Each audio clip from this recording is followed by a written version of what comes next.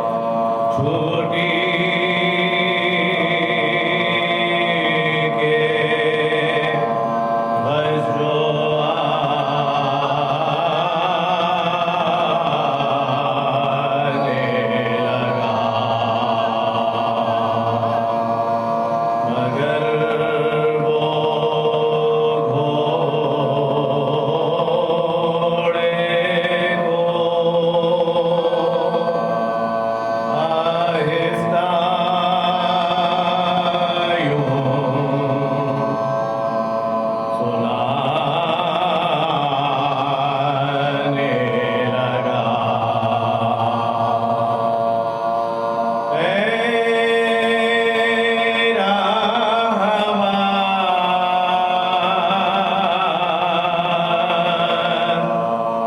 मेरे में तो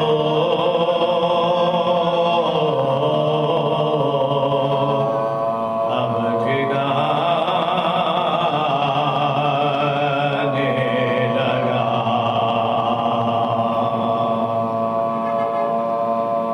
तेरा हवान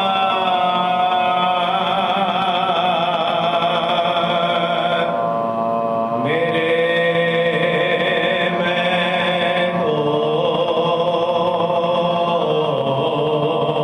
तो अब ठिकाने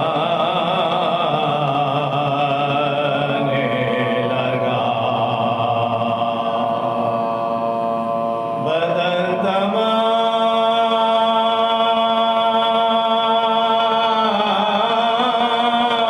मेरा बरछियों से घायल है। रकाब पाँव से छूटी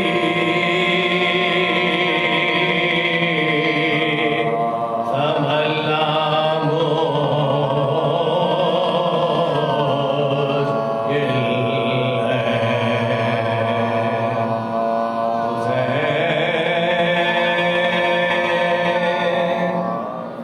सूरह फातिहा।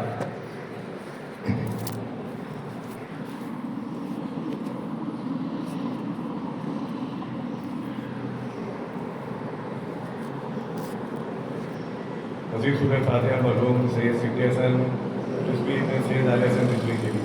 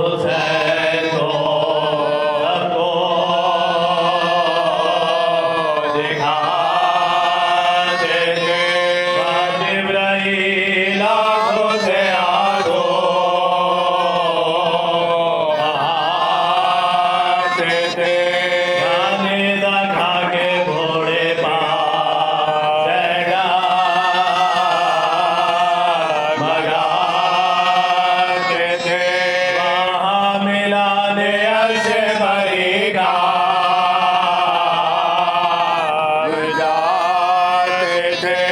जंगल में था ये हाथ रसूला ने लेना, तीर का रहा था गलाए का तीर का रहा था गलाए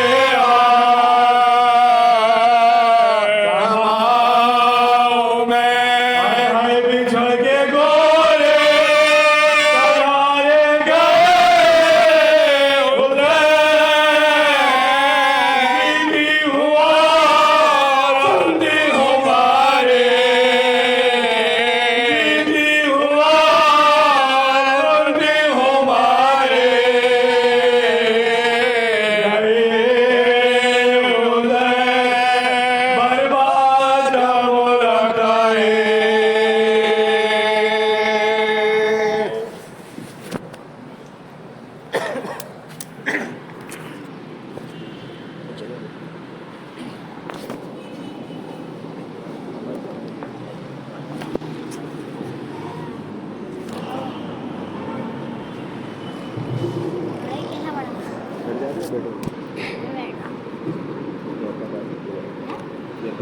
محمد سلام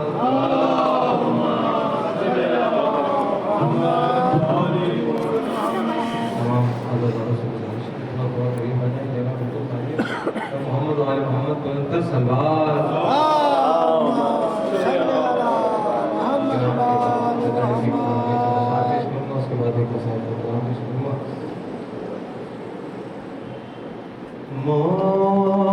موت ایک دن لے گئی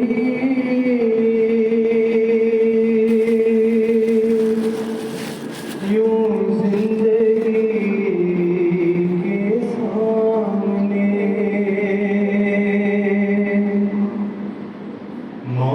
موت ایک دن لے گئی یوں زندگی کے سامنے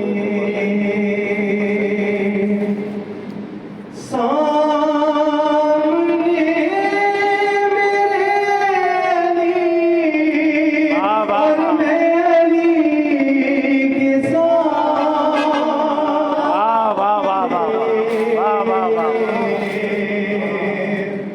موت ایک دن لے گئی یوں زندگی کے سامنے اے خدا وہ دن دکھا دے خانے کعبہ میں جب محمد وآل محمد بلندر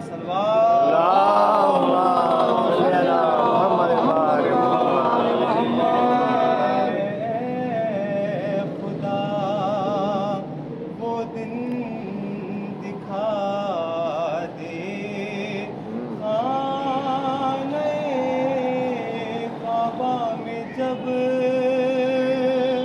ہوگی پہلی بار مجلس آخری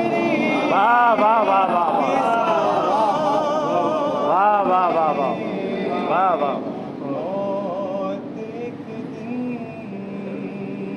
لے گئی یوں زندگی کے سامنے اور روشنی ہی روشنی ہے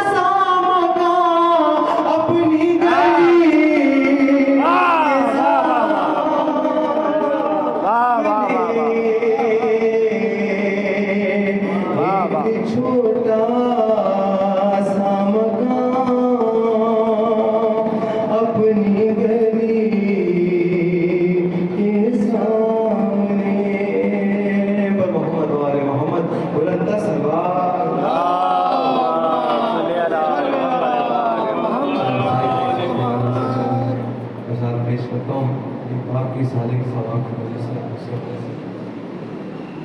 کر رہا ہے راوی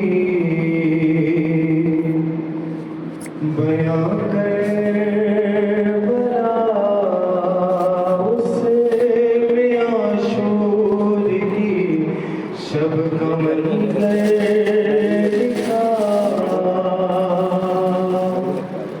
سینہ شاہ پاوے شاہ خدا اور شبیر کہتے تھے یہ بارگاہ ہم کو جانا ہے کر کر وعدہ وفا تم پہ آ جائے گا صبر کا مرحلہ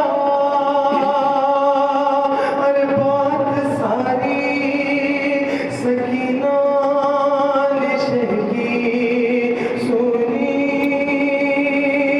اور جواب وہ بس اتنا کہتی رہی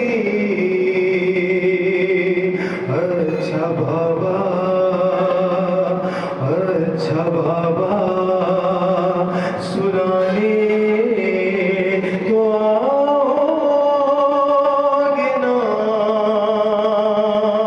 ہر روز چہرہ دکھانے تو آؤگے نا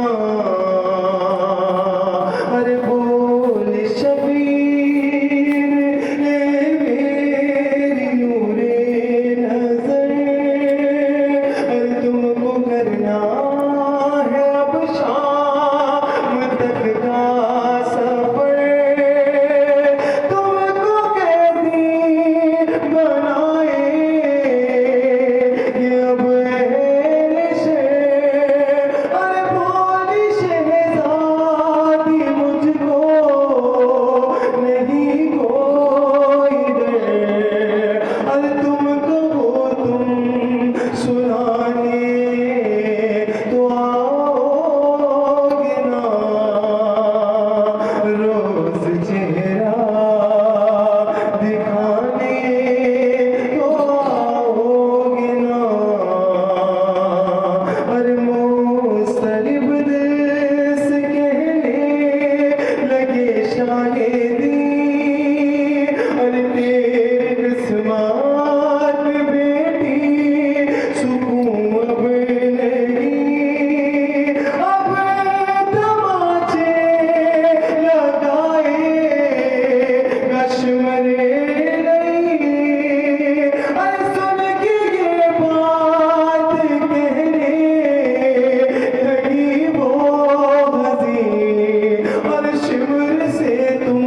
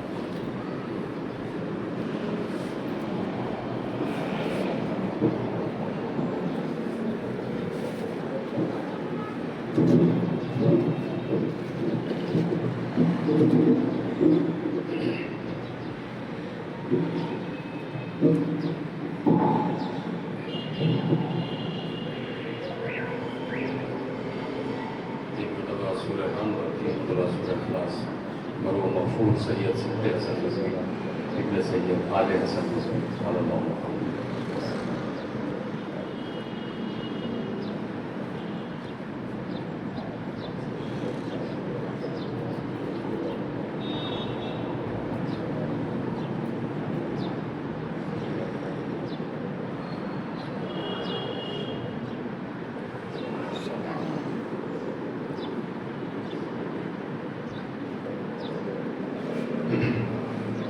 أعوذ بالله السميع العليم من الشيطان اللعين الرجيم.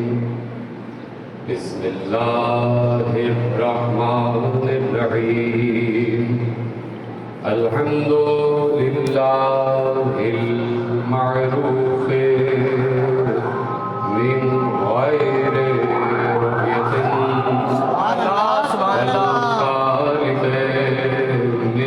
غير ربية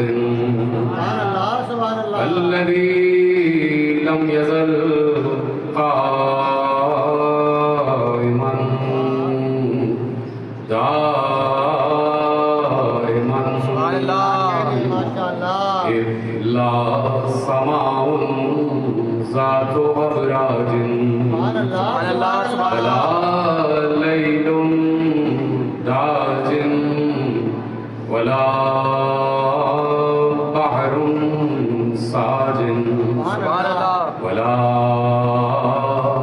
أرض ذات مهاد ولا خلق ذو اعتماد. والصلاة والسلام والتحية والإكرام على نبي الرحمة وخازن المغفرة وقائد الخير والبركة ومنقذ العباد من الهلكة سيدنا ومولانا أبي القاسم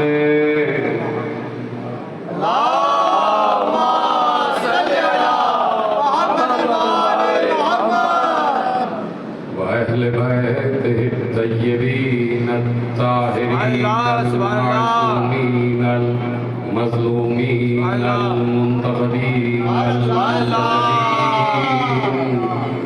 الذين أذهب الله عنهم الرجس وطهرهم تطهيرا.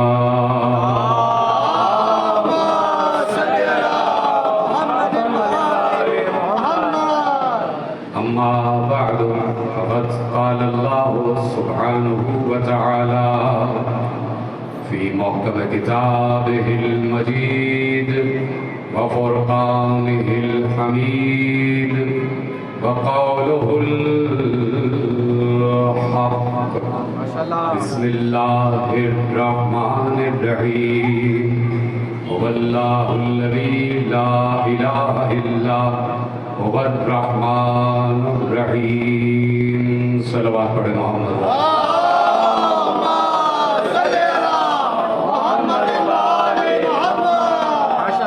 پروردگار عالم کا شکر ہے اور اس کا یہ ہم پر احسان ہے کہ اس نے ہمیں آل محمد کے ذریعے سے اپنے ذکر سے قریب کیا ہوا.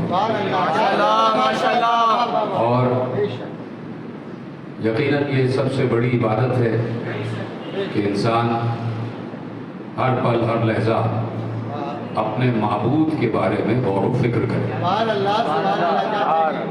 کیونکہ اللہ کے بارے میں غور و فکر انسان کو دوسرے افکار سے نجات دے دیتا. اسی لیے معصوم نے ارشاد فرمایا، پوچھا گیا کہ کیسے اس کے بارے میں غور و فکر کیا جائے، کس طرح اس کے بارے میں سوچا جائے. وہ جو ہمارا معبود ہے، وہ جو ہمارا خالق ہے، جو ہماری طرح نہیں ہے اور نہ ہم اس کی طرح، وہ جو نظر نہیں آتا، ہم اس کے بارے میں کیسے غور و فکر کریں. کن امور کے ذریعے ہم یہ سوچیں کہ ہمارا اللہ کیسا ہے اور ہم اس کے قرب کی منزل تک کیسے پہنچ سکتے ہیں. تو معصوم نے ارشاد فرمایا کہ لا تتفکروا باللہ ولا تفکروا بآلاء اللہ. تو کہا کہ دیکھو یہ بات تو صحیح ہے کہ تم غور و فکر ہی نہیں کر سکتے کہ اللہ کیسا ہے، تو بس اس لیے ہم نے تمہیں ایک فارمولہ دے دیا اور ایک طریقہ بتا دیا کہ لا تتفکروا باللہ. یہ مت سوچو کہ اللہ کیا ہے، اللہ کے بارے میں غور و فکر نہ کرو. وتفکروا بآلاء اللہ، یہ غور کرو کہ اس کی نعمتیں کیسی ہیں. کیا بات ہے بھائی، واہ واہ واہ واہ واہ واہ واہ نعمتوں پر غور کرو. بھائی، واہ واہ واہ واہ مطلب یہ کہہ دیا کہ وتفکروا بآلاء اللہ، تو اس کا مطلب یہ ہے میرے عزیزوں کہ یہ کسی خاص طبقے پر، کسی خاص شعبے پر یہ بات لاگو نہیں ہوتی کہ کچھ معاشرے کے کچھ سرکردہ افراد ہوں تو وہی غور و فکر کریں اللہ کی نعمتوں پر اور باقی پورا معاشرہ جو ہے وہ اس سے آزاد ہو جائے. ایسا نہیں ہے، کیا بات ہے. بلکہ ہر شخص پر جو شخص اللہ سے روزی اور رزق لے رہا ہے، ہر اس شخص پر اللہ کی نعمتوں پر تفکر واجب ہو جاتا ہے. بے شک. اور سب سے بڑھ کر یہی بات ہے کہ اللہ کی نعمتوں پر غور و فکر کے ذریعے، اللہ کی نعمتوں پر غور و فکر کے ذریعے اللہ تک پہنچنے کی کوشش کی جائے. یعنی یہ نعمتیں نہیں ہیں، یہ جو آلاء اللہ ہیں گویا یہ نعمتیں نہیں ہیں، یہ اللہ تک پہنچنے کے نشانات ہیں. اس کو آپ کہتے ہیں کہ ایروز لگا دیے جاتے ہیں کہ فلاں علاقے میں جانا ہے تو ادھر مڑ جائیے، تیر کے نشان لگا دیے جاتے ہیں. تو یہ جتنی بھی نعمات خدا ہیں یہ اللہ تک پہنچنے کے نشانات ہیں. یعنی یہ نعمتیں بتاتی ہیں کہ اللہ تک پہنچنے کا راستہ کیا ہے اور اللہ تک کیسے پہنچا جائے. تو اب جتنا نعمتوں پر غور و فکر ہوتا رہے گا اتنا خالق نعمت سے بھی قرب حاصل ہوتا رہے گا. پر یہ ہمارے یہاں کی اولین عبادت نماز نہیں ہے، اولین عبادت روزہ نہیں ہے، اولین عبادت زکوٰۃ و حج و جہاد نہیں ہے. اولین عبادت یہ ہے کہ یہ پہچانو کہ اللہ کون ہے. اور یہ میں نے نہیں کہا، میرا جملہ نہیں ہے، یہ امیر المومنین حضرت علی ابن ابی طالب علیہ السلام کہ خود مولانا نے ارشاد فرمایا کہ اول الدین معرفت، دین کی ابتدا یہ ہے کہ اللہ کے بارے میں عرفان حاصل کرو، اللہ کے بارے میں غور و فکر کرو، اللہ کی معرفت حاصل کرو. تو اب مسئلہ کیا ہے اس معاشرے کا مسئلہ یہ ہے کہ جب انسان کار دنیا سے فارغ ہو جاتا، جب وہ 60 برس کا ہو جائے اور اسے کوئی کام کرنے کا نہ ہو، پھر اس کے لیے کہا جاتا ہے کہ اب آپ گھر میں بیٹھ کے اللہ کریں. اب آپ سمجھیں کہ اللہ کون ہے. تو جس کے قبا 60 برس 65 برس میں جواب دے چکے، جس کی دماغی صلاحیتیں جب دنیا کے کسی کام کی نہ ہو تو وہ اللہ کے کس کام کی ہو. ہو سکتا ہے آپ کو اس سے اختلاف ہو جائے. دنیا میں بھی 60 برس تک کا انسان جو ہے وہ قابل کام ہوتا ہے، جو بھی کار فائدہ مند ہے، کار فیض ہے، اس سے قابل ہوتا ہے. لیکن 60 برس کے بعد وہ کہتے ہیں آپ ریٹائر ہو گئے، اب آپ گھر میں بیٹھیے اور آپ ہمارے کسی کام کے نہیں ہیں. تو اب اسی شخص کی ذمہ داری لگا دی جاتی ہے کہ جو بوڑھا ہو گیا وہ پتا کرے کہ اللہ کون ہے، اور جو جوان ہیں وہ گھومتے پھریں گے، وہ عیاشیاں کرتے پھریں گے. جبکہ اللہ کو اپنی نعمات اور اپنے بارے میں غور و فکر کے لیے کوئی ذہن خام نہیں، ذہن تازہ چاہیے. کوئی دماغ خام نہیں، دماغ تازہ چاہیے. یعنی جتنی عقل تازہ ہوگی اتنا ہی غور و فکر کے مناظر آسان ہوتے جائیں گے. یعنی آپ 60 برس کے بزرگ سے نہیں کہتے کہ اب آپ او لیولز کر لیجئے، اب آپ اے لیولز کر لیجئے، اب آپ انٹر کر لیجئے، اور اب آپ جو ہے وہ انٹرمیڈیٹ کر لیجئے اور گریجویشن کر لیجئے. نہیں، آپ تازہ کار ذہن سے کہتے ہیں، آپ ایسے نوجوان سے کہتے ہیں کہ جس کے بارے میں آپ کو یقین ہے کہ اس کا دماغ ابھی اپنی تمام تر توانائیوں کے ساتھ کام کر رہا ہے. تو اللہ उतना समझ में आता जाएगा। जैसे जैसे अक्ल तवाना होती चली जाएगी और अक्ल आगे बढ़ती चली जाएगी, तो जितना एक ताजा कार जहन अल्लाह की नेमतों पर गौर कर सकता है, इतना एक कोई जहन खाम नहीं कर सकता।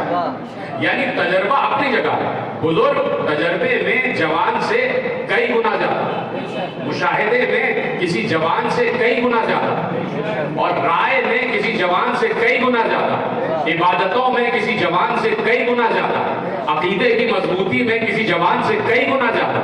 लेकिन जब अल्लाह कहते कि हमारी नेमतों पर गौर करो, तब इसका मतलब है कि हर आन तहकीक, हर आन तफ्तीश, हर आन इल्म में इजाफा, हर आन मालूमात में इजाफा, हर आन रिसर्च में इजाफा।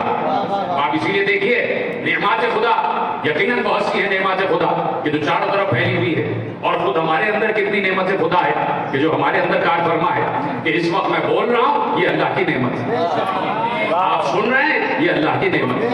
आप मजबूती के साथ अपनी तवानाइयों के साथ चलते हुए, घर से चलते हुए हुसैन के घर में आ गए, ये अल्लाह की नेमत है। ये तौफीके समाअते जिक्र भी नेमत खुदा है। अल्लाह ने तौफीक दी कि अल्लाह की नेमतों के जिक्र को समाअत किया जाए, ये भी नेमत खुदा है। हमारा सुनना भी नेमत खुदा है, हमारा देखना भी नेमत खुदा है, हमारा चलना, हमारा फिरना, हमारा सांसें लेना, हमारे क़िबा, हमारी ज़हन की मजबूती, हमारे हिस्सियात, ये सब नेमत खुदा है। लेकिन इससे हटकर भी है। इससे हटकर क्या है कि अल्लाह ने कहा सीरू फिल अर्ज़, जमीन पर सैर करो, निकल जाओ। देखो जमीन में हमने कैसी कैसी कहकशानें आबाद की है, देखो हमने जमीन में कैसे कैसे मनाजिर आबाद किए हैं। फिर देखो कि हमने पिछली अक़वाम के साथ क्या किया, हमने कौम आद के साथ क्या किया, हमने कौम समूद के साथ क्या किया। यानी इसलिए निकलो ताकि पिछलों की बर्बादी देखकर इबरत हासिल करो और खुद बर्बाद ना हो जाओ,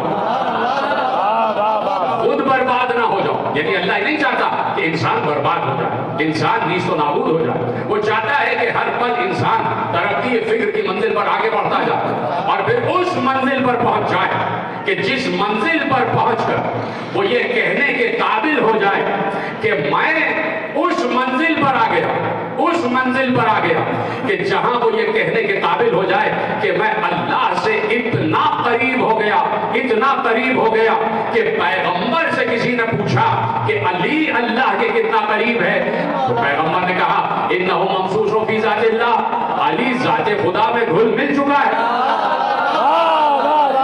यानी इतना कुर्ब हासिल करो, अल्लाह का इतना कुर्ब हासिल करो, यानी फना फी ज़ातिल्लाह हो जाओ।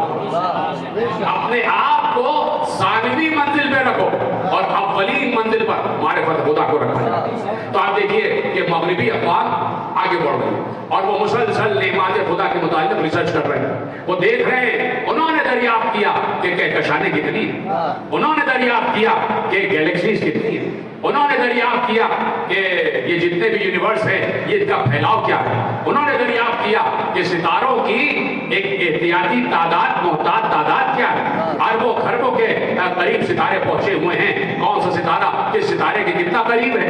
उन्होंने दरियाफ्त किया कि कोई एक ब्लैक होल है कि जहां हर चीज सफर करती चली जा रही है। उन्होंने दरियाफ्त किया कि इंसान के अंदर का जो निजाम है वो कितना पेचीदा है और कितना हैरतनाक है। उन्होंने दरियाफ्त किया कि इंसान का दिमाग सिग्नल्स लेता है और बिल्कुल वैसे ही अमल करता है जैसे तुमने कंप्यूटर बना दिया।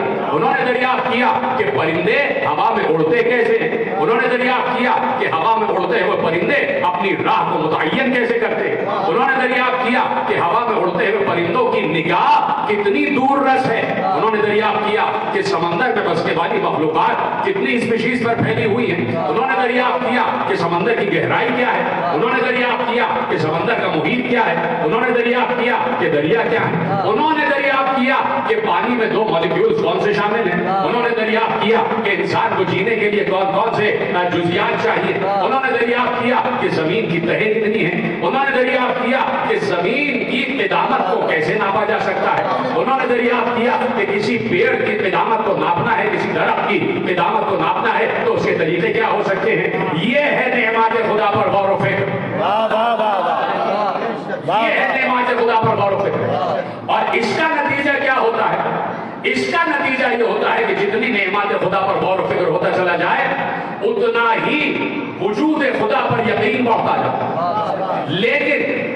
لیکن یہ جتنی مغربی اقوام ہیں یہ نعمت خدا پر، یہ نظام خدا پر مسلسل ریسرچ کرتے چلے جا رہے ہیں، مسلسل متحیر ہیں، مسلسل تحیوں کی منزل پر ہیں اور مسلسل کشف ہوتا چلا جا رہا ہے، مسلسل کچھ نہ کچھ دریافت کرتے چلے جا رہے ہیں۔ تو پھر یہ کیوں نہیں کہہ دیتے لا الہ الا اللہ؟ تو فرما رہے ہیں آپ، پھر یہ کیوں نہیں کہہ دیتے لا الہ الا اللہ؟ اگر ہر چیز خدا کی طرف رہنمائی کر رہی ہے تو جس وقت انہوں نے چاند پر قدم رکھا تو لا الہ الا اللہ کیوں نہیں کہہ دیا؟ جس وقت یہ دیکھتے ہیں بھلی ایک پورا زمانہ گزرا ہے کہ آج سے کوئی 800-900 سال پہلے کہ جہاں یہ بات تسلیم شدہ تھی کہ زمین جو ہے وہ مسطح ہے، اس کے بعد جب ایک نیا نظریہ آیا نہیں زمین گول ہے، دیکھ رہے ہیں آپ کہ کس طریقے سے ریسرچ آگے بڑھتی چلی گئی۔ تو اب اس پر جانا نہیں ہے، آپ اسے بہتر جانتے ہیں کہ جتنا تحقیق آگے بڑھتی جائے گی، جتنی ریسرچ آگے بڑھتی جائے گی، اتنا ہی خدا پر یقین کامل ہونا چاہیے۔ لیکن یہ سارا مغربی طبقہ، یہ جو مسلسل ہر چیز ان کے پاس موجود ہے کہ وہ ریسرچ کرتے چلے جا رہے ہیں، پھر یہ لا الہ الا اللہ کیوں نہیں کہہ رہے؟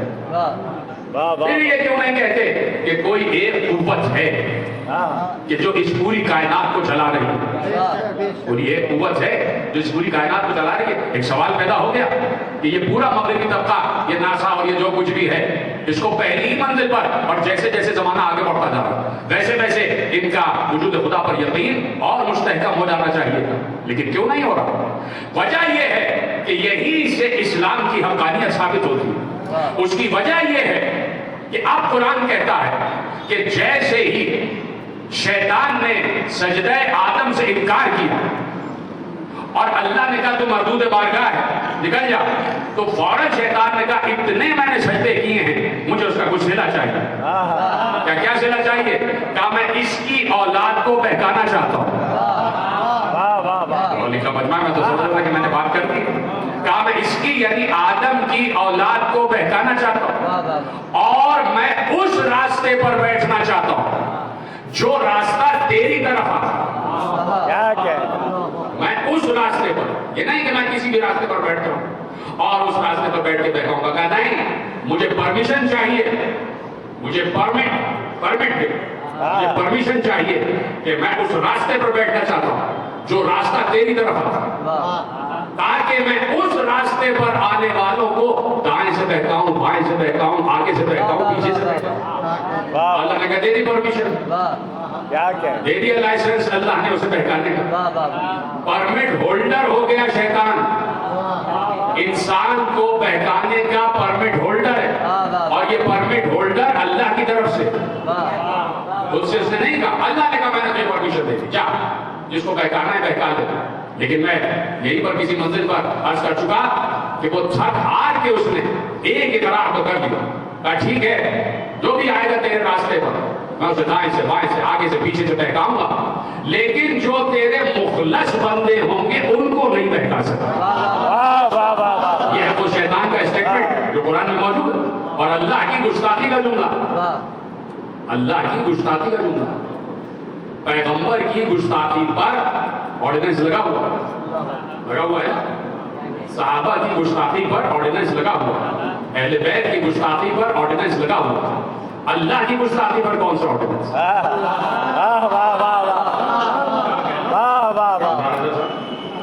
اللہ کی گستاخی پر کون سا آرڈیننس؟ اللہ کی گستاخی ہو رہی ہے، آپ سمجھ میں آیا؟ اللہ کی گستاخی پر آرڈیننس اس لیے نہیں لگایا کہ جو گستاخ خدا ہے وہ نہ صرف ہر گھر میں ہے بلکہ ہر دل میں موجود ہے۔ تو اللہ کا گستاخ ہے وہ تو سب کے ساتھ ہے، وہ تو مولوی کے ساتھ بھی ہے۔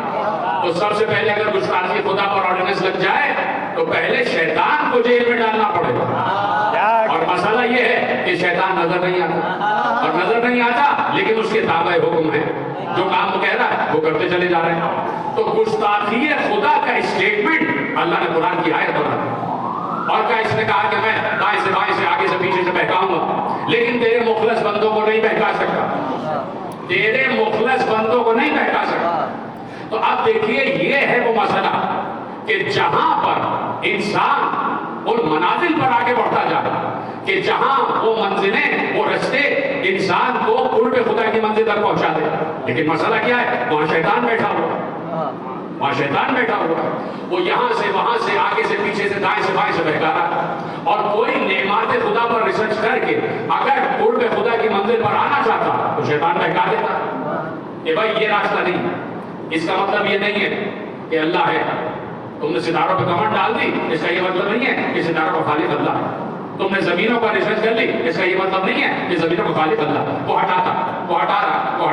اب اللہ نے دائر پردہ جواب دیا، جو کہ قرآن میں نہیں ہے لیکن دائر پردہ جواب دیا، اور ہمارے مکتب کے علماء نے اس جواب پر اتفاق کیا، کہا کہ اس نے کہہ دیا اور اللہ چپ رہا، وہ کہتا رہا میں دائیں سے بہکاؤں گا، بائیں سے بہکاؤں گا، آگے سے بہکاؤں گا، پیچھے سے بہکاؤں گا۔ اس نے کہا اللہ نے کہا بہکاتا رہے، تو دائیں سے بہکا لے، بائیں سے بہکا لے، آگے سے بہکا لے، پیچھے سے بہکا لے۔ کہا تیرا زور ان 4 سمتوں پر ہے، تو 4 سمتوں سے بہکائے گا، میں آسمان سے ہدایت بھیجتا چلا جاؤں۔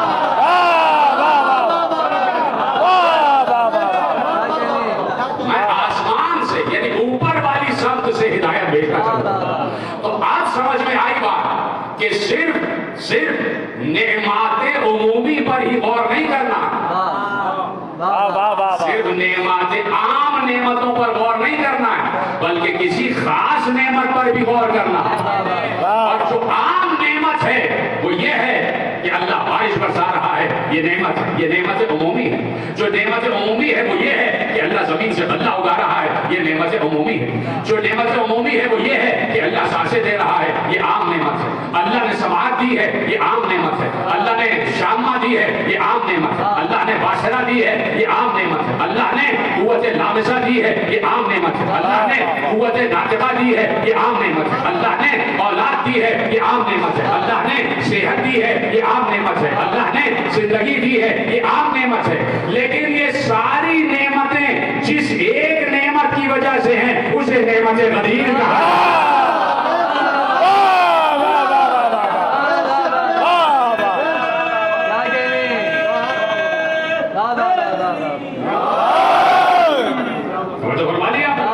یہ ساری نعمتیں جس نعمت کی وجہ سے ہیں وہ ہے نعمت غدیر۔ دیکھیے پیغمبر نے اعلان تو کر دیا، مانا یا نہ مانا یہ غلط موضوع ہے۔ پیغمبر نے چونکہ علی کی ولایت کا اعلان کر دیا اور اللہ نے کہہ دیا فَإِذَا فَرَغْتَ فَانْصَبْ وَإِلَىٰ رَبِّكَ فَارْغَب، اور دیکھیے جیسے ہی آپ علی کی ولایت کا اعلان کر دیں آپ ہمارے پاس واپس آ جائیے گا۔ فَإِذَا فَرَغْتَ فَانْصَبْ، جب آپ کار رسالت سے فارغ ہو جائیں تو بس آخری کام یہ ہے کہ علی کی ولایت کا اعلان کریں، وَإِلَىٰ رَبِّكَ فَارْغَب، اور اس کے بعد آپ اپنے رب کی طرف واپس آ جائیں، آپ اپنے رب کی طرف واپس آ جائیں۔ کس وقت واپس بلایا جاتا ہے؟ اس وقت کہ آپ نے کسی کو خط دیا اور کہا یہ خط وہاں پہنچا کے واپس آ جانا، اس کا مطلب ہے کہ کسی کے جانے کا مقصد صرف وہ خط ہی تھا، اس کے بعد واپس بلایا جانا۔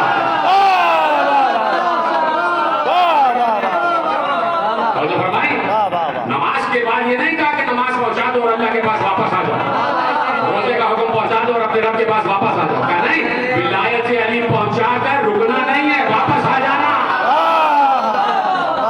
فَإِذَا فَرَغْتَ فَانْصَبْ وَإِلَىٰ رَبِّكَ فَارْغَب، اور جیسے ہی آپ ولایت علی نصب کر دیں، فَانْصَبْ یعنی نصب کر دیں، نصب کیا جاتا ہے علم، اسلام کا ضروری علم ہے، اور علم سے پتہ چلتا ہے کہ یہاں پر کھانا بھی ملے گا، پانی بھی ملے گا، اولاد بھی ملے گا۔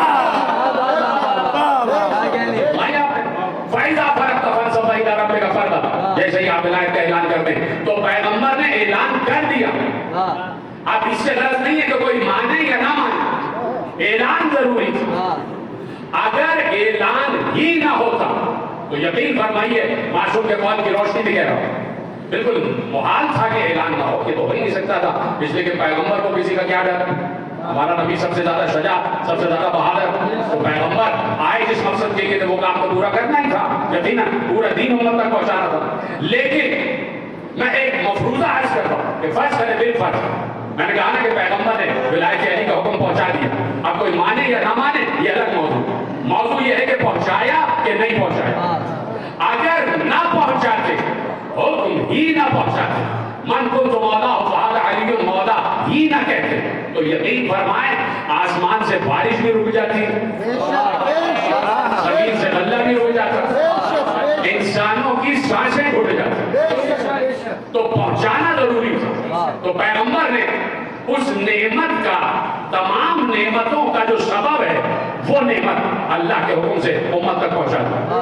کہ اس نعمت کے ذریعے گویا یہ منبع نعمت, یہ نعمتوں کا منبع ہے جسے ولایت علی کہا جاتا ہے. اور یہ ولایت علی, یہ ولایت حسن بھی ہے, یہ ولایت حسین بھی ہے, یہ ولایت زین العابدین بھی ہے, یہ ولایت محمد باقر بھی ہے, یہ ولایت جعفر صادق بھی ہے, یہ ولایت مسیح کاظم بھی ہے, یہ ولایت علی رضا بھی ہے, یہ ولایت محمد تقی بھی ہے, یہ ولایت علی نقی بھی ہے, یہ ولایت حسن عسکری بھی ہے, اور یہ ولایت حجت زمانہ بھی ہے.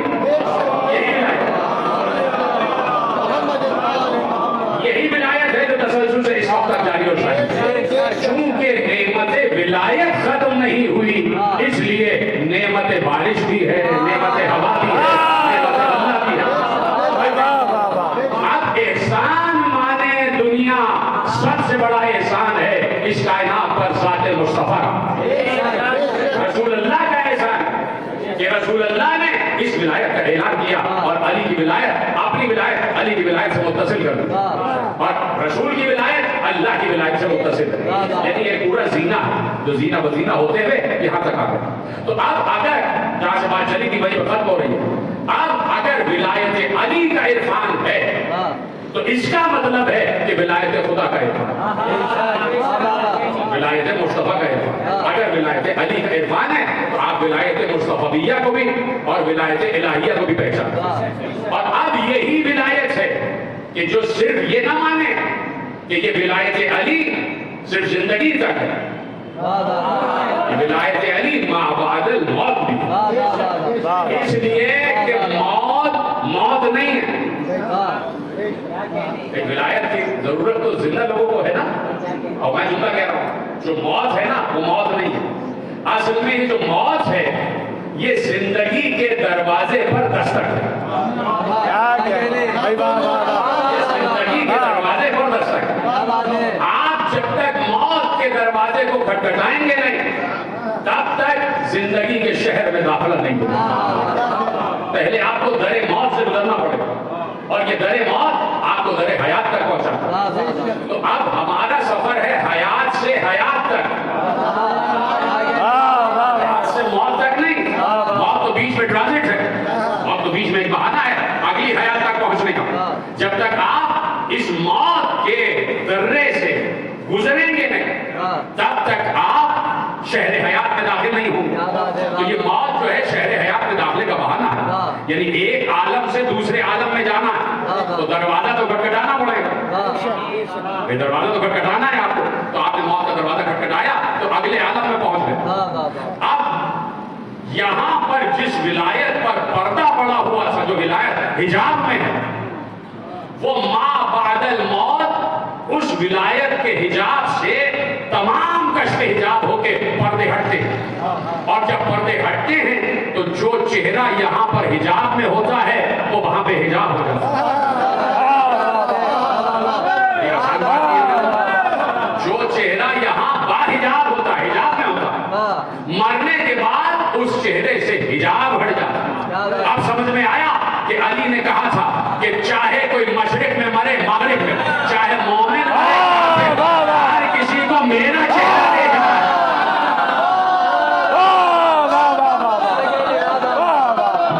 جب تک مجھے نہیں دیکھ لے گا اس وقت تک وہ قبر کے دریچے نہیں کھلیں گے, تب تک اسے موت نہیں آئے گی جب تک مجھے نہ دیکھ لے. تو اب تک جو ولایت حجاب میں ہے وہ قد سے روح کے بعد بے حجاب ہو جائے گا. ابھی علی یہاں موجود ہے, نظر نہیں آ رہا, اس لیے کہ ولایت حجاب میں ہے. ابھی جو ولایت زمانہ ہے, میرا ولی زمانہ جو ہے ولی عصر, وہ حجاب میں ہے. لیکن جس وقت آپ اصل حیات میں داخل ہوں گے حجاب ہٹ جائے گا. وہ ہے اصل محیط ولایت کہ جہاں پر حکم صرف ان کا ہے وہاں پر شیطانی ولایت نہیں چلتی, وہاں پر شیطان کا وسوسہ نہیں ہے. قبر میں شیطان بہکائے گا نہیں کہ کہہ دے میرا کوئی رب نہیں ہے. قبر میں شیطان کا کوئی دور نہیں ہے, یعنی آخرت میں شیطان کا کوئی وجود نہیں. وہ جو یہاں کے بعد زمانہ ہے وہاں پر شیطان کی ولایت ہے ہی نہیں, اس لیے کہ کچھ لوگوں نے شیطان کو بھی ولی بنایا ہوا قرآن کی آیت ہے. تو وہاں پر شیطان کی ولایت نہیں چلتی, وہاں پر رحمانی ولایت چلتی ہے. رحمانی ولایت, اور رحمانی ولایت اصل میں عمرانی ولایت طالب کی ولایت کہ جہاں سے چلی ہے اور اس کے بعد پہنچی ہے اور اپنے مستقر تک پہنچ رہی ہے. تو اب یہ جو کچھ بھی ہے اس وقت ہم بیٹھے ہوئے یہاں پر, یہ ہم ولایت آخرت کی تیاری کر رہے ہیں. جو چلے گئے وہ چلے گئے, جو چلے گئے وہ چلے گئے, مرحوم چلے گئے اس دنیا سے. لیکن بات یہ ہے کہ اپنے بعد ایک مجلس ازا کی بنیاد رکھیں کہ ہمارے بعد شعیب چہروں پر کوئی اور کام نہ ہو. علی کا ذکر ہو, فرش ازا پیچھے محمد و آل محمد کا تذکرہ ہو, اور لوگوں کو بلانا فرش پہ بٹھانا, اور کسی سے کہنا کہ منبر پہ بیٹھ کے ولایت علی کا تذکرہ کرنا, تاکہ جو چلے گئے وہ تو چلے گئے, اب جو رہ گئے ہیں انہیں بتایا جائے کہ ولایت کی اہمیت کیا ہے. ولایت کی اہمیت کیا ہے, یعنی ہر دن انسان یہ تصور کرے کہ آج مجھے نیا موقع ملا. یعنی اس کو ختم کرنے میں بات بڑا وقت میں نے لے لیا کہ بھائی اس کو آپ ایسے سمجھیں کہ خدا نہ خواستہ کوئی مجرم ہے, کسی نے جرم کیا, پکڑا گیا اور اسے جیل ہو گئی, تو وہ کہے کہ بھائی مجھے معاف کر دو, اب میں صحیح کام کروں گا, چھوڑ دیا جائے یعنی موقع دے دیا, اسے سدھرنے کا موقع دے دیا. اسی طرح ہر گزرتا ہوا دن انسان کو ایک موقع فراہم کرتا ہے. گویا تم مر گئے تھے تمہیں دوبارہ زندگی دے دی. یہ رات میں انسان سوتا ہے اس کو موت کہا جاتا ہے. اللہ نے خود کہہ دیا اللہ یتوفی الانفس حین موتها والتي لم تمت في منامها ويمسك التي قضى عليها الموت ويرسل الاخرى الى اجل مسمى. کہ جب تم سوتے ہو اس وقت ہم تم پر موت طاری کرتے ہیں. سورہ زمر کی آیت جا کے پڑھ لیجئے تو میں نے آپ کے حوالے کی, والتي لم تمت في منامها, جنہیں زندگی ملی ہے جو مرتے نہیں ہیں, جب وہ سو جاتے ہیں تو انہیں موت آ جاتی ہے. اس کا مطلب ہے کہ انسان کو ہر آتی ہوئی صبح ایک نیا موقع دیا جاتا ہے کہ ایسا نہ ہو کہ تم قبر میں جاؤ اور فرشتے آ جائیں اور پھر تم اللہ سے پروردگار ایک موقع دے دے. یہی موقع ہے تو تمہیں دیا جا چکا, یہی موقع ہے تو دیا جا چکا. تو منسوب ہو جاؤ اس سے کہ جسے پیغمبر نے نصب کیا قدیر کے دن. اس لیے کہ ہر عبادت اس وقت کامل ہے اور اس وقت قبولیت کی منزل پر ہے کہ جب تک آپ اشہد اللہ الہ الا اللہ اشہد ان محمد رسول اللہ کے ساتھ اشہد ان علی ولی اللہ ہے. اس لیے کہ گواہی کامل ہونی چاہیے, کلمہ کامل ہونا چاہیے, اور یہی کلمہ اکمال ہے کہ جو یہاں بھی کام آتا ہے اور وہاں بھی کام آتا ہے. مجھے بتائیں کہ اگر ولایت علی نہیں ہے تو پھر ہے کیا؟ یہ تمام ائمہ نے جو مصیبتیں برداشت کی ہیں, یہ جو ائمہ علیہ السلام نے مسائل برداشت کی ہیں, یا ہم جو مسلسل مصیبتیں برداشت کر رہے ہیں, کٹے جا رہے ہیں, مرے جا رہے ہیں, پوری تاریخ اٹھا کے پڑھیے آپ, ختم کر دی میں نے بات, پوری تاریخ اٹھا کے پڑھیے آپ, بنو امیہ سے لے کے بنو عباس اور اس کے بعد سلطنت عثمانیہ اور پھر اس کے بعد جو کچھ بھی جتنی سلطنتیں آئی ہیں, محمود غزنوی کو دیکھ لیجیے اس نے ظلم ڈھائے, صلاح الدین ایوبی نے دیکھ لیجیے اس نے ظلم ڈھائے, حجاج ابن یوسف نے ظلم ڈھائے, اور یہاں تک آپ دیکھ رہے ہیں کہ ظلم ہی ظلم ہے. لیکن کہیں پر بھی آپ کو شیعیت میں ارتداد نہیں ملے گا. آپ سے بڑھ کر کون ارتداد؟ ارتداد کا مطلب ہوتا ہے مرتد ہو جانا. مرتد کا مطلب ہے کسی اور دین پر چلے جانا. کبھی آپ نے دین نہیں چھوڑا. کیوں؟ اس لیے کہ ولایت پر ڈٹے ہوئے. کس سے سیکھا ہے؟ حسین بن علی سے. اس لیے کہ حسین نے کہا تھا کیوں مارتے ہو مجھے, میں نے تمہارا کیا بگاڑا؟ میں نے تمہارے شریعت میں کوئی تبدیلی کی ہے؟ کہا نہیں. میں نے قرآن کو بدلا ہے؟ کہا نہیں. میں نے ارکان اسلامی تبدیل کر دی ہے؟ کہا نہیں. کہا میں نے تمہارے کوئی مال لوٹا ہے؟ کہا نہیں۔ کہا پھر کیوں میری جان کے در پہ ہو، پھر کیوں مارتے ہو؟ کہا حسین تم سے نہیں، تمہارے باپ سے دشمنی، تمہارے باپ علی سے دشمنی۔ دیکھ رہے ہیں کہ علی سے دشمنی، یعنی کربلا ہوئی ہی ولایت علی کے قیام کے لیے۔ جہاں حسین نے بتایا کہ کل بھی حق علی کا تھا، آج بھی حق علی کا ہے، اور قیامت تک حق علی کا رہے گا۔ تو یہ سیکھا ہے ہم نے حسین سے۔ گھر لٹا دیا جائے لیکن اللہ پر کوئی کمپرومائز نہیں، خیمے جل جائیں لیکن اس کے باوجود دین نہیں چھوڑا جائے۔ نہیں، اگر میرے بہنوں کے سر سے ردا بھی چھن جائے تب بھی ہم اللہ کا نام لینا نہیں چھوڑیں۔ نہیں، صرف یہی نہیں میرے عزیزو، ہمارا رونا اسی بات پر ہے۔ ٹھیک ہے، حالانکہ یہ ٹھیک نہیں ہے کہ تم نے 32 برس کے عباس کے بازو کاٹ دیے، تم نے 18 برس کے کڑیت جوان کے جگر سے پھنسی کا پھل پار کر دیا، تم نے ایک 13 برس کے دولہا کی لاش کو پامال کر دیا، ٹکڑے ٹکڑے کر دیا، تم نے 2 بھائی اون و محمد کو اس طریقے سے مارا کہ 2 بھائیوں نے 2 بھائیوں کے لاشیں اٹھائیں، کہ ماں نے دونوں کی لاش پر سجدہ شکر ادا کیا، تم نے علی اصغر کے گلے سے تیر سے شعبہ پار کر دیا، تم نے حسین کا گلا 13 ضربوں سے مار مار کر کاٹ دیا۔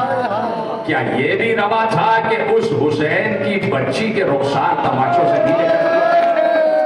تمہارا ظلم رک نہیں رہا تھا کہ تم نے حسین کی یتیم بچی پر ظلم و ستم روا ہے، کہ جہاں 4 برس کی بچی کو باپ پر رونے نہیں دیا جاتا۔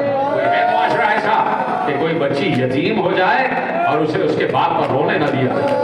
یہ ہے مسلمانوں کی تاریخ کہ جہاں ایک بچی چاہتی ہے کہ اپنے باپ کے لاشے سے لپٹ جائے، اور باپ کے لاشے سے لپٹی، سکینہ لپٹی، لیکن اس انداز سے لپٹی ہے کہ جہاں زینب ڈھونڈتی ہوئی شام غریبہ آواز دیتی ہوئی سکینہ کہاں ہو، سکینہ کہاں ہو، بیٹی آواز دو، بیٹی چاروں طرف لاشیں پڑے ہوئے ہیں، ایسا نہ ہو کہ ڈر کے سہم جاؤ۔ ایک بار ایک کونے سے نشیب سے آواز آئی، زینب آہستہ بولو، سکینہ میرے سینے پر، اجرکم اللہ، زینب آہستہ بولو، سکینہ میرے سینے پر ہے۔ زینب آگے بڑھی، دیکھا بچی بابا کے سینے سے لپٹی ہوئی ہے۔ زینب کا کلیجہ اس بات پر تو شک ہوا کہ بچی باپ کے سینے سے لپٹی ہے، لیکن زینب چیخ مار کے اس وقت روئی کہ جب دیکھا جس لاشے سے بچی لپٹی ہے اس کے تن پہ سر نہیں ہے، اس لاشے کا سر کٹا ہوا ہے اور اس کی رگیں ابھری ہوئی ہیں، اس کی نسیں ابھری ہوئی ہیں، اور کٹی ہوئی گردن سے وہ رگیں باہر آ رہی ہیں، اور بچی کبھی وہی کٹا ہوا گلا چومتی ہے، کبھی بچی چھدا ہوا سینہ چومتی ہے، کبھی بچی ٹوٹے ہوئے بازو چومتی ہے، کبھی بچی سینے سے لپٹ جاتی ہے۔ زینب آگے بڑھی، پڑھ کے سکینہ کو اٹھا لیا، بیٹی چلو، بیٹی چلو، سب کو ایک جگہ جمع کیا ہے۔ سکینہ نے کہا بوبی اماں مجھے جانے دیجیے، بوبی اماں مجھے بابا کے پاس رہنے دیجیے۔ ایک ایسے ہی باپ کے اشارے ثواب کی مجلس ہے تو کہا بوبی اماں مجھے بابا کے پاس رہنے دیجیے، بس سکینہ بس ایک بات کا جواب دے دو۔ زینب نے کہا ایک بات کا جواب دے دو۔ کہا بوبی اماں کون سی بات؟ کہا بیٹی یہاں بہت سے لاشیں پڑے ہوئے ہیں، بہت سے لاشیں پڑے ہوئے ہیں، کسی کے تن پہ سر نہیں ہے، اس لاشے کے تن پہ بھی سر نہیں ہے، تم نے کیسے پہچانا یہ تمہارے بابا کا لاشا؟ کیسے پہچانا یہ تمہارے بابا کا لاشا؟ سکینہ نے روتے ہوئے کہا بوبی اماں خیموں میں آگ لگی ہوئی تھی، میں دوڑتی ہوئی باہر آئی تو میرا دامن جل رہا تھا، میں آواز دیتی دیتی بھاگ رہی تھی، اے بابا کہاں ہو؟ تو بوبی اماں اسی کٹے ہوئے سر سے آواز آئی، الیہ الیہ یا بنیا، سکینہ ادھر آ جا، تیرا بابا تجھے پکار رہا ہے، حسین تجھے بلا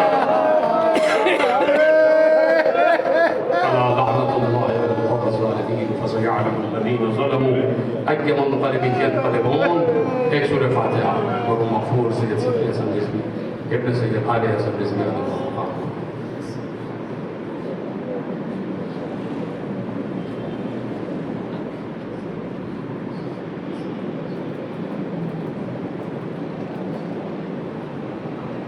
پروردگار ہماری جزید عبادت و شرف قبولیت کے اعلیٰ درجوں میں جگہ عطا فرما پروردگار معلوم مغفور کی درجات عالی و خیر میں مزید اضافہ فرما حاضرین مجلس کی توفیقات عالی و خیر میں مزید اضافہ فرما حاضرین مجلس کی تمام دعاؤں کو قبول فرما پروردگار حاضرین مجلس کی جان مال عزت آبرو اور ایمان کی حفاظت فرما ہمارے دلوں میں محبت حسین اور ولایت علی کو راسخ فرما امام زمانہ کے ظہور میں تعجیل فرما ہم کو امام کے انصار اعوان و سپاہی میں شمار ربنا تقبل منا انک انت السمیع العلیم.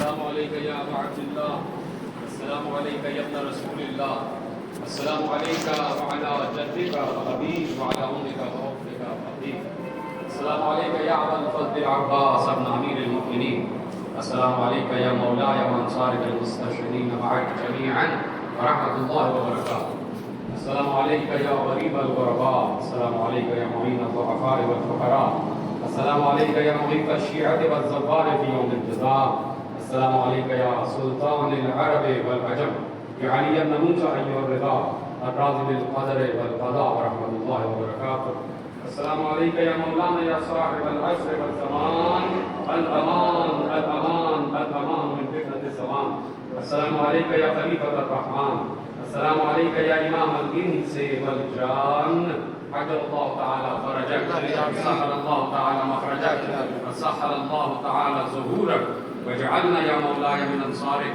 وعوانك ورحمة الله وبركاته.